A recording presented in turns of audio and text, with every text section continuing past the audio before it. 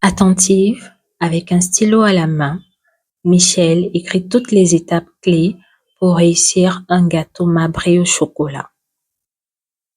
Un gâteau pas comme les autres, car il est fait à base de la farine de patates douces et de manioc, des farines locales 100% bio.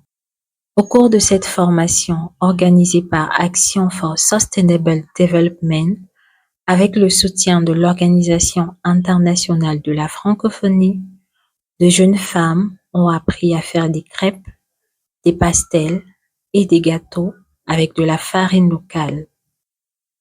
Grâce à cette formation, Michelle, jeune élève en classe de terminale, a mis en pratique les techniques apprises et a expérimenté la recette de rissole, encore appelée pastel ou pili-pili. Je me nomme Tienga Michelle, on est là. Et là, devant moi, j'ai un plateau de rissole que j'ai fabriqué à base de farine de manioc, 50% de farine de manioc. Et j'ai été formée par l'association ASD qui m'a aidé à faire ce plat. Et aujourd'hui, en ce jour de Noël, j'ai pu faire ça moi-même de mes propres mains. Et le résultat est incroyable et délicieux. Vous pouvez aussi venir vous faire former. Un plat qui a fortement ému son papa, qui n'a pas manqué de lui adresser des encouragements pour cette merveille gustative. C'est vraiment un plaisir pour moi de voir ma fille Michelle Dioncourt réussir vraiment ce plat qui est vraiment délicieux.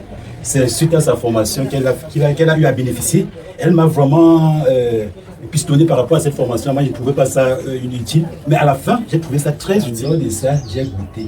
Et quand j'ai goûté, c'était très délicieux. C'est là alors que j'ai dit que, ok, je vais la mettre à l'épreuve. Et je lui ai donné les moyens. Elle m'a fait quelque chose de très important.